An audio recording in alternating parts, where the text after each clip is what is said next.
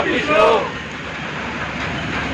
गंगावचे toll plaza के आज की अध्यक्षता करने वाले अध्यक्ष मंडल भाई जोगिंदर सिंह टाइगर जी, हमारे बड़े भाई पिछले 23 साल से संघर्ष एवं साथी ओम प्रकाश धनखड़ जी, सभी संगठनों से आए हुए किसान भाइयों, नौजवान साथियों, पत्रकार छायाकार बंधु, सबसे पहले तो मैं आप लोगों की हौसला अफजाई करता हूँ, शायद करता हूँ कि आप लोगों ने इस टोल को फ्री कराया और 10.5 महीने से जो आंदोलन चल रहा है, दुनिया का सबसे बड़ा आंदोलन, सबसे शांति प्रिय आंदोलन, सबसे लंबा आंदोलन, हमने अपने 55 साल की उम्र में सुना जरूर था पर देखा नहीं था ऐसा आंदोलन।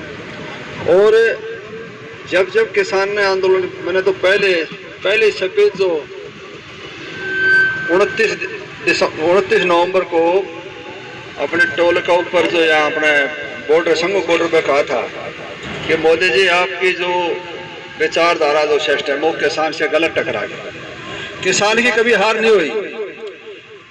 1907 में चौधरी अजीत सिंह, जो चौधरी भगत सिंह के चाचा जी थे, शहीद भगत सिंह के चाचा जी थे, उन्हीं के रहनुमाई चला कामयाबी मिली।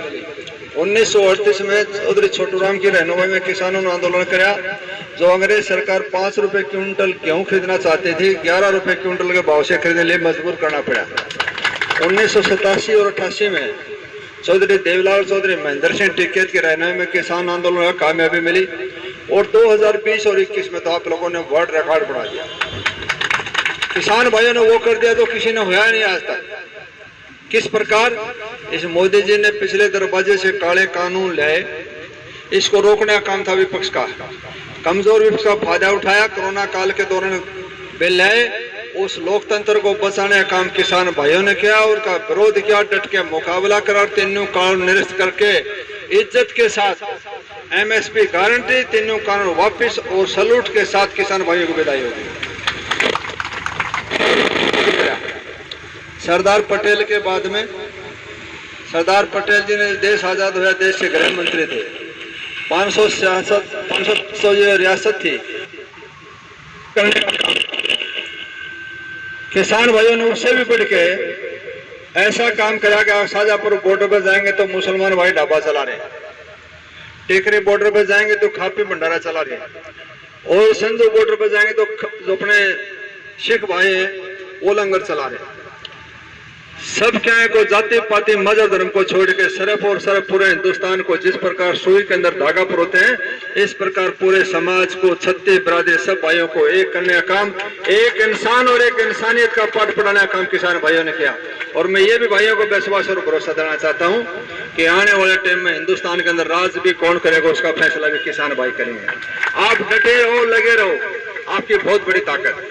DGP मनोज यादव थे, उन्होंने कहा किसी मामले में बातचीत हुई तो बोले सांगवान साहब बहुत थोड़े आदमी बैठे हैं, मुझे थोड़े मत मानो। बोले के बात, ये 2 बैठे हैं तो 1 लाख मानो। बोले के बात में हाथ लगे देख लो, 1 लाख एक विषय पर इकट्ठे होंगे। इनकी ताकत आप संख्या से मत मानो, इनकी ताकत खून से मानो। हमने तो जब शुरुआत हुई या देश की सृष्टि रची जब से लेके कुर्बानी देनी सीखी।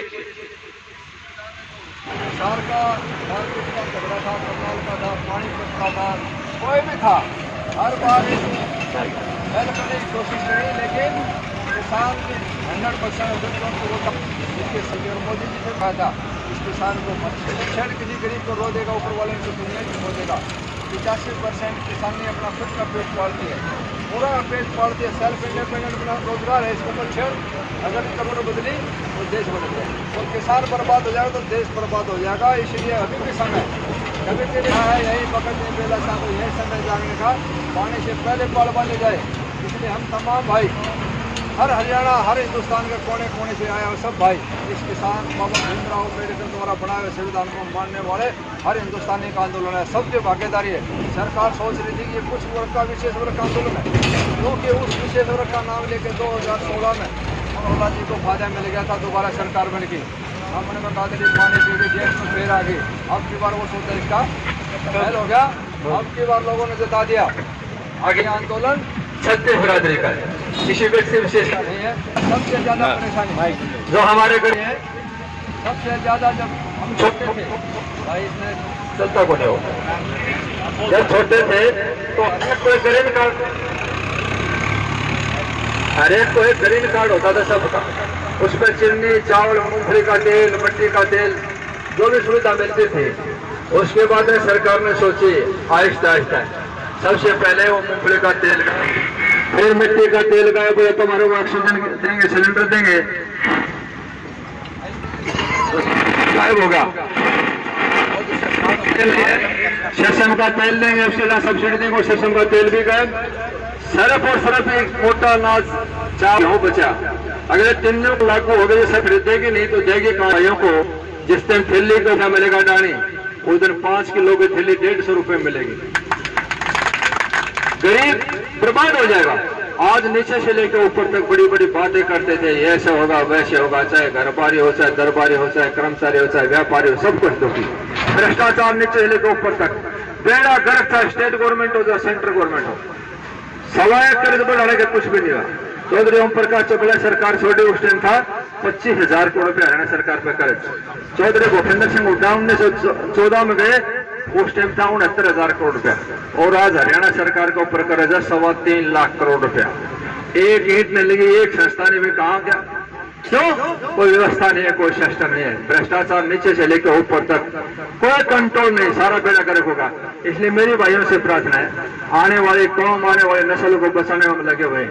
आप जितने भी हो, लाखों की तादाद में हो, डिमोरलाइज होने जो नहीं, हम तमाम हरियाणा आपके साथ है।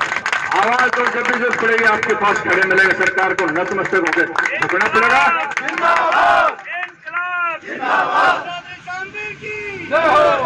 किसान की बात को मानना पड़ेगा। 3 कानून वापस, MSP की गारंटी और इज्जत के साथ किसान की विदाई की मैं भाइयों गारंटी देना चाहता हूँ। सरकार के पास इसके अलावा कोई विकल्प नहीं है। लगे रहो, डटे रहो। यह जरूर कहना चाहता हूँ, शांति प्रिय। जितना लंबा आंदोलन चले, अगर कोई भाई बॉर्डर पर जाके नहीं देख के आया हो तो टाइम लगा रहा है। इसका श्रेय जाता है जो पंजाब के संयुक्त मोर्चा 41 भाई है, उनसे सीखे हमने जाके किस प्रकार लगातार चल रहा है। महात्मा गांधी द्वारा देखा है रास्ते के ऊपर चल के इस आंदोलन को, इससे बड़ी कोई ताकत और हो नहीं सकती। आप बैठे रहो, डटे रहो, दुनिया की कोई ताकत नहीं, आपकी विजय शरी होगी। दूसरे में भाइयों जरूर बताना चाहता हूँ, आज से एक कसम जरूर खा लें भाई, कोई जाति पाति, कोई मजहब धर्म कुछ नहीं। सबसे पहली बात है इंसानियत है और किसानी है, किसानियत है।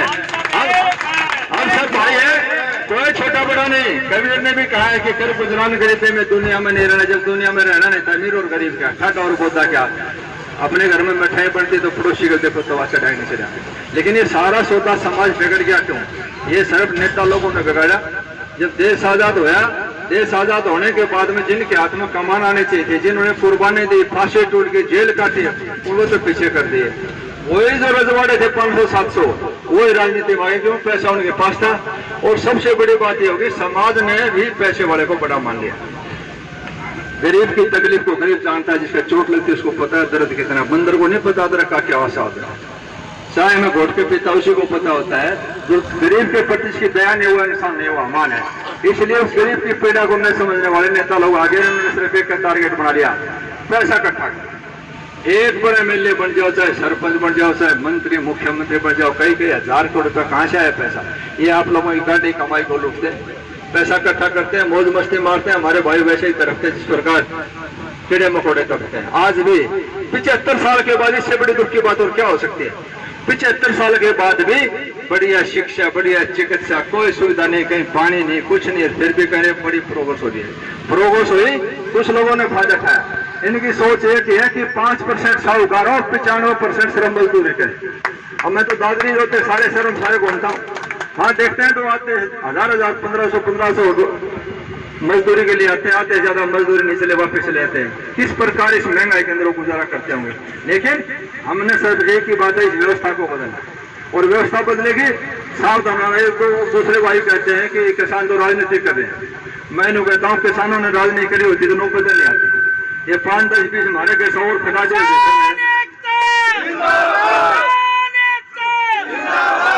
5-10 और इकट्ठा हो जाए तो नौबत नहीं हो। क्यों? जो पीड़ा को समझता हूँ। मैं तो नहीं कहता हूँ, ये आंदोलन होने के बाद, कामयाबी मिलने के बाद तमाम भाइयों ने राजनीति करनी चाहिए। तो पटाना में लिख रखेंगे कोई अभी ये शायद ये चारे का राजनीति करना नो, मेरे बुजुर्गों भाइयों, बड़े घर से बड़ा आदमी नहीं है। उस घर के अंदर रहने वाला कौन उस आदमी का कर्म क्या है, उसकी शुभ है। कोई जरूरी नहीं है भैंस के 20 किलो दूध, उसी कटिया 20 किलो बाजू वाले धड़ीदार भी को कौन है, कहाँ लिख रखा है ये? लोकतंत्र के अंदर तो परिवर्तन का नाम है लोकतंत्र। रजवाड़ा कुछ नहीं, सारा नकली होता है, खाएगा लूट की देश और प्रदेश को, कुछ नहीं, सारा काम नकली। इसलिए अपने भाइयों में से चुनो, काबिल को चुनो चाहे किसी को चुनो, अब पार्टी में छोड़ के भी चुनो। कहाँ लिख रखा है पार्टी टिकट व्यक्ति है, कई कई करोड़ों रुपए देकर टिकट लेके आते रहो बढ़ के, तो वो सबसे पहले अपना पैसा पूरा करते हैं और उसके दया भाव नहीं होती, वो सिर्फ गोज काटता है, इसलिए समाज का नुकसान होता है। जो बूढ़ा क्या करता भाइयों, फलाने परिवार से है, अच्छे परिवार से, माँ बाप इसके ठीक है, क्यों? उसके अंदर संस्कार है। संस्कार है, आदमी को बढ़ाओ, ईमानदार आदमी को बढ़ाओ, सत्यवान आदमी को बढ़ाओ, लेकिन इनके पास कुछ नहीं है। आप लोगों ने लखीमपुर की घटना घटी, इसमें देखा वो मिश्रा जी 2 दिन पहले कह रहे, गृह राज्य मंत्री कह रहे हैं कि मैं एकला MP मंत्री नहीं हूँ, मैं बहुत कुछ हूँ। अरे बहुत कुछ गोज कटने होगा, जेब कचरा और क्या था तो बता, बेड़ा क्या कुछ कर, उसके बाद में छोड़े ना हुआ खाई वो भैया ऊपर चढ़ाइया पैसे बराबर है नहीं। अब ये कांड कर दिया तो स्वीकार करोगा, हमने करा है सला औलाद के खातिर प्यार में, और फिर दिल की शीश की गलत काम करके फिर भागते छुपाते क्यों चेहरा, इसलिए अपना आपको आगे ना वो कुछ गया उसकी स्वीकार करो। दूसरी बात, आप लोगों ने महोबा जी का बयान देखा कि लठ उठा लो जेल में जाने से, भाई जेल में जाने से नॉलेज बढ़े, फिर कुर्सी में क्यों बैठे जाने 5-7 महीने भीतर जागी सक रहा है। एक बात, दूसरी भाइयों के अंदर फूट डालने की बात, ऐसी नौबत आई क्यों, ऐसी व्यवस्था बनी क्यों? आप जमींदार के बीच में बैठ के जमींदार है बात करते, नौबत नहीं आती।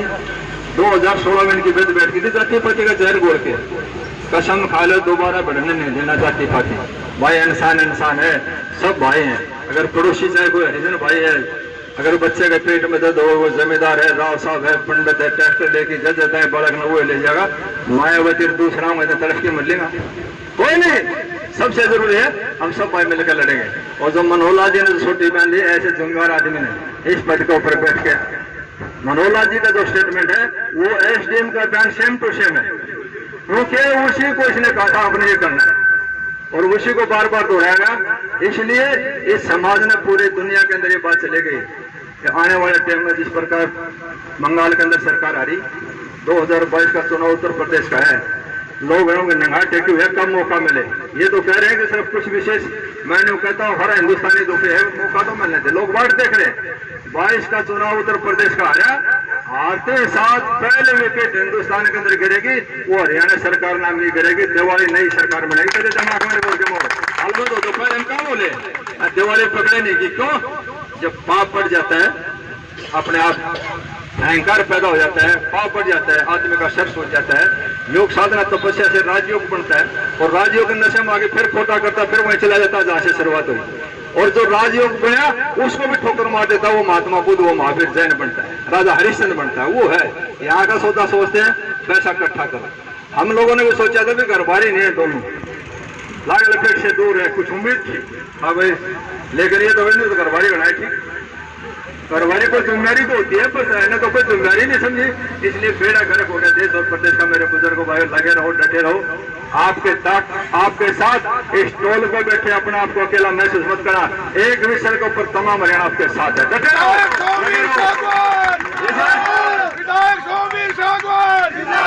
विजयश्री लेके जाएंगे, तीनों कानून वापिस, MSP गारंटी के साथ विदाई होगी।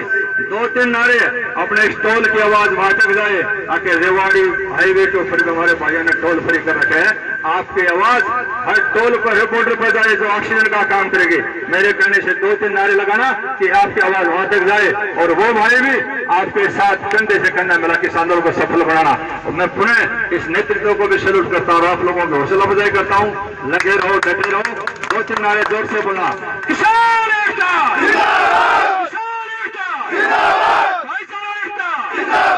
आप लोगों की बहुत बहुत मेहरबानी, धन्यवाद, जय हिंद।